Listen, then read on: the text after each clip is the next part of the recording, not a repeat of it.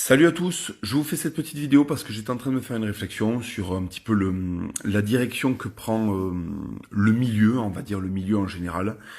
J'ai constaté un phénomène, c'est que vous savez, la candidature d'Éric Zemmour a été quand même quelque chose qui a donné beaucoup d'espoir aux gens. Ça a donné beaucoup d'espérance sur les possibilités qu'on avait dans l'avenir, sur les possibilités politiques.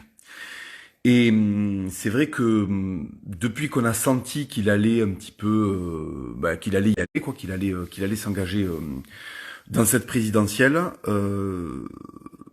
même quelques années avant la présidentielle, il y avait une espèce de dynamique où on se disait ça y est, les gens vont devenir de droite, ils ont compris, on va assister à une espèce de triomphe de la droite patriote aux élections. À partir du moment où il y a eu ce sentiment-là, il y a une énorme énergie qui a porté notre milieu, il faut le dire, hein. Il y a vraiment beaucoup de gens qui avaient envie de s'impliquer parce qu'ils sentaient qu'il y avait quelque chose qui allait se passer. Et en fait, comme partout où il y a de l'envie et de l'attente, se créent des opportunités de business. Et je crois que ces 2 dernières années, mais vraiment ça s'est accentué ces 2 dernières années, il y a énormément de gens qui se sont agglomérés à ce milieu parce qu'ils sentaient que ça allait être porteur niveau, alors on pourrait dire de manière un petit peu détourné, porteur d'énergie, non, porteur d'opportunités de vendre des choses, des opportunités de faire du business dans un milieu qui est très proactif, parce qu'en fait, finalement, quand même, il faut le dire, la patriosphère, elle s'est beaucoup, c'est vrai qu'on crache beaucoup dessus, mais nous nous sommes beaucoup améliorés dans notre organisation, dans les liens que nous avons fait entre nous, dans la façon dont on a occupé le terrain sur Internet, ailleurs. Et c'est vrai que cette dynamique-là, malheureusement, et ça c'est mon opinion, elle a drainé des gens qui étaient des opportunistes, qui étaient des attentistes et qui là ont vu quelque chose qui se passait et tout d'un coup ils se sont découverts ultra de droite. Le problème, c'est que vous avez des gens passionnés et très impliqués qui font ça depuis des années. Et je parle pas pour moi, hein, il y en a eu bien avant moi. Il y a plein d'acteurs de ce milieu qui étaient là bien avant moi, qui étaient même dans le militantisme hors Internet. Il faut pas oublier que, si vous voulez, le combat se fait à tous les niveaux. J'avais cité il y a quelques années l'Alvarium, entre autres. Il y a quelques années, pardon, il y a quelques mois, j'avais cité l'Alvarium, mais il y a quelques années, il y avait d'autres structures comme ça qui étaient du militantisme de terrain. Et puis, il y a eu du militantisme aussi politique. Je pense à Jean-Marie Le Pen qui a été, bien entendu, un des grands pionniers. Et puis, il y en avait d'autres avant moi, comme je vous le dis. Donc, si vous voulez, je prétends pas être arrivé, là comme ça, être un pionnier, quoi. Pas du tout, pas du tout. En revanche, si vous voulez, il y a eu des événements qui ont fait que, je pense que s'il fallait prendre la parole, il fallait la prendre après ces événements-là. Je pense à la décapitation de Samuel Paty, je pense aux attentats un petit peu plus. Et le problème, c'est que à ce moment-là, il n'y a pas beaucoup de monde qui a pris la parole. Et il y a eu tout un flot de personnes qui se sont agglomérées à ce milieu à partir du moment où il y a eu la candidature d'Éric Zemmour. Parce que là, ils se sont dit, on va gagner, on va être officiel, comme disent les anglo-saxons, on va être official. Donc c'est le moment d'y aller. Je pourrais dire que j'ai participé à la lutte, je pourrais dire que j'ai fait ci, je pourrais dire que j'ai fait ça, je pourrais vendre ci et ça, je pourrais vendre telle formation, je pourrais vendre tel truc, bon voilà. Et donc en fait, vous avez ce substrat-là qui a été très actif dans les 2 dernières années. Qui a été très actif dans les 2 dernières années. Bon. C'est bien, il faut toujours un début à tout. C'est pour ça que je dis, il faut pas cracher à la soupe, il faut toujours un début à tout.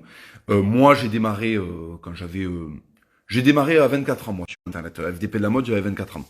Donc, voilà, le milieu de la vingtaine, je pense que c'est normal. Avant la vingtaine, c'est très compliqué de démarrer dans ce milieu. Mais quand je vois des mecs qui ont 30 ans et qui se réveillent à 2 ans de l'élection, c'est un petit peu suspect. C'est un petit peu suspect. Si quand Samuel Paty s'est fait décapiter, t'avais 28 ans, que t'as pas pris la parole, et que tu la prends 2 ans plus tard, ou tu la prends quelques temps plus tard parce que les élections arrivent, c'est qu'il y a un problème. Parce que vraiment, ce qui s'est passé, c'est que tout le monde a cru qu'Éric Zemmour allait être élu, ou en tout cas qu'il allait être au second tour, qu'il allait avoir vraiment une grosse dynamique avec la patriosphère. Et qu'est-ce qui se passe? On se rend compte que c'est 7% et que le FN, bon, certes, fait un bon score, mais le FN, c'est quand même devenu très mou. Donc, le soufflet retombe, les attentes retombent, et tous les gens qui étaient là pour prospérer sur cette énergie, maintenant que l'énergie n'est plus là, ils se retrouvent, si vous voulez, un petit peu sans moteur pour leur business, quoi. Parce que ça reposait beaucoup sur les attentes, c'était des marchands de rêve en fait, un petit peu, voilà. Et ils ont pas grand-chose à vous expliquer maintenant que c'est foutu, maintenant que le rêve s'effondre. Parce que si vous voulez, le moteur énergie, d'accord, le moteur envie du peuple français, ben ça permettait de pallier, en tout cas à certains, pour certains, ça permettait de pallier à leur manque de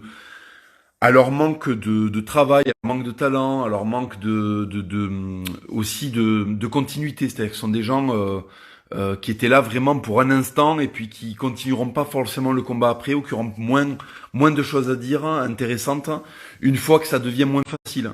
Parce que là, pendant 2 ans, c'était très en vue, c'était très, on se disait bon, la droite va gagner, on était persuadé de ça, donc c'est ça. Ça drainait, ce que je vous explique, c'est que vraiment ça drainait beaucoup de volonté et d'énergie. Là maintenant que le soufflet retombe, eh ben du coup on se retrouve un petit peu, voilà, ça leur aurait plu que y ait encore 2, 3 ans de plus de zémouritude pour faire un petit peu plus de hype sur la droite et pouvoir continuer à vendre un petit peu plus de trucs avec l'espoir des gens, parce que c'est ça en final, c'est l'espoir. Et on en arrive au noyau dur de ce que je voulais vous dire, c'est que sans cette opportunité-là, sans cette hype-là, sans cette énergie-là, ces gens-là, qu'est-ce qu'il leur reste? Il leur reste des choses à vendre. Ils ont plus de choses à vous expliquer.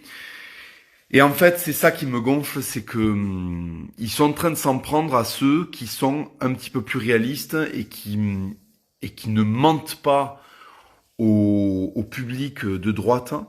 Moi, j'estime que c'est notre devoir en tant qu'influenceur de pas vous dire que oui, ça va aller. Non, mais vous inquiétez pas, il y a espoir parce que si ça électoralement, parce qu'il y a ça qui va nous sauver. Non, moi je pense que on est, c'est ce que je disais dans le Live Gator, on est vraiment dans une situation merdique. C'est la catastrophe.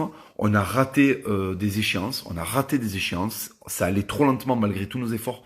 Ça allait trop lentement. Et si vous voulez, il faut arrêter de vendre du rêve aux gens. Il faut arrêter de leur dire ouais, si t'achètes ça, si t'achètes telle formation, ça va aller mieux. Non, non, faut. Parce que tous les médiocres là, ils sont emmerdés parce que c'est vrai qu'avec la chute de l'espoir, il y a la chute de la consommation. Eh oui. C'est-à-dire que quand tu vendais, j'en sais rien, oui, si t'achètes ça, tu sauves la France, grosso modo. Je caricature quand je dis ça. Mais ça ne fonctionne plus. On voit bien que, bien sûr que c'est important qu'il y ait un business de droite et tout. C'est ça, je le dirai jamais assez. C'est très important qu'il y ait un modèle économique de droite parce que c'est vrai que ça fait venir les gens. Le problème, c'est que ça fait venir des gens, et c'est le revers de la médaille, ça fait venir des gens qui sont pas forcément habités par ce combat-là. Et de toute façon, les gens qui sont habités par ce combat-là, vous voyez bien que dans la durée, c'est dans la durée en fait qu'on juge ça. Voilà, c'est dans la durée. Il y a des types qui ont été beaucoup décriés, qui ont été beaucoup attaqués, et finalement ils sont toujours là. Et ils sont toujours là parce que, mine de rien, le destin de la France leur tient à cœur. Et ce sont pas des gens qui sont dans le clash et qui ne prospèrent pas dans le clash, ce sont des gens qui prospèrent parce que justement ils ont des idées à fournir, ils ont des solutions à donner, ou ils ont en tout cas c'est pour ça que c'est votre responsabilité à vous, le public, de faire la différence, je crois, entre ceux qui sont là pour prospérer sur vos espoirs, vos attentes et vos inquiétudes, et ceux qui sont là pour mener un combat de fond sur la durée avec parce que je vous le répète encore, c'est pas une question de business, c'est très très bien que moi c'est très simple, mon nom, il me permet pas de trouver du travail. Donc si je gagne pas de l'argent en vendant des livres dans notre milieu, clairement je ne peux plus vivre. Donc je suis dépendant de ça, d'accord. Et il y a d'autres gens pour qui ça va être pareil, pour d'autres choses, pour des vêtements, pour j'en sais rien. Donc c'est important que les gens qui font le sacrifice si vous voulez, de se bousiller leur réputation socialement, ils puissent vivre de leur business à droite. Ça, c'est normal. En revanche, ce dont il faut se méfier, c'est les gens qui n'ont rien donné, qui veulent tout. C'est-à-dire des gens qui, au final, ne s'exposent que très peu, qui font pas d'apparition publique, qui sont juste là pour faire du business. Et c'est vrai que je reçois des messages comme ça toute la journée, des mecs qui me disent oui, je suis une entreprise française, patati patata, je fais ça. Et en fait, les mecs, c'est une start-up macroniste de merde basée à Lyon, à Paris ou je sais pas où, qui a compris qu'il y avait un marché de niche et qui, sans s'impliquer, veut prendre des parts de marché dans le milieu sur des secteurs complètement débiles, tu vois, style tu vas acheter, je sais pas, tu vas acheter des stickers, ça va aider la France, tu vois. Non, faut arrêter avec ça. Faut arrêter. Il faut un petit peu se mouiller. T'as des militants. T'as des militants qui, je parlais de l'Alvarium tout à l'heure, t'as des militants, les types, ils n'ont pas d'exposition et ils se la donnent sur le terrain comme jamais. Et ceux-là, tu les entends jamais. C'est pas des types qui viennent donner des leçons et tout. Ils font leur boulot. C'est la grosse différence avec les espèces de start-upers de la nouvelle droite là, qui débarquent et qui veulent vendre des stickers Zemmour. Donc c'est à vous, le public, de faire la distinction entre les deux parce que c'est très ténu, c'est très, si vous voulez, la nuance, elle est très, elle est vraiment très peu claire entre quelqu'un qui va avoir un business, un véritable business patriote, et quelqu'un qui va vraiment être là par pur opportunisme et qui n'a rien à branler de nos idées et qui va vous vendre de la merde et qui va vendre des choses qui sont pas nobles. Voilà. Regardez qu'est-ce qui est noble. Bon, par exemple, les bustes de l'émissaire, c'est extrêmement noble. L'Armagnac, c'est extrêmement noble. Les bouquins, c'est extrêmement noble. Je sais pas, tout ce qui a trait à l'art, à l'artisanat, ça, c'est des choses nobles. Les mecs qui vous vendent des stickers en plastique fabriqués en Chine avec la gueule à Zemmour dessus, si vous voulez, ça suffit, ça suffit. Il y en a suffisamment à gauche. Il y en a suffisamment chez les macronistes. On n'en a pas besoin. On n'en a pas besoin dans la droitosphère, quoi. Et donc le moyen pour vous de voir qui a la cause à cœur, c'est de voir qui fait quoi, qui sacrifie quoi, qui prend des procès, qui se fait emmerder, qui prend des convoques, qui va être régulièrement attaqué par la presse de gauche, par Libération, par voilà. C'est ça aussi, c'est-à-dire que effectivement, mon exposition fait que je peux vivre de la vente de mes livres. Mais en même temps, je le paye derrière avec le sacrifice de ma vie sociale, avec l'opprobre qui est jeté sur mon nom de famille de manière publique, avec des convocations et des emmerdements judiciaires réguliers. Donc, si vous voulez, c'est un équilibre. Je vous disais au début de la story, il faut voir ce qu'on donne, il faut voir ce qu'on prend, mais il faut voir aussi ce qu'on sacrifie. Et il y a des mecs qui veulent prendre et rien donner. Méfiez-vous de ces gens-là. Méfiez-vous des gens qui sont arrivés là et qui ne font pas grand-chose, qui ne risquent pas grand-chose et qui vous demandent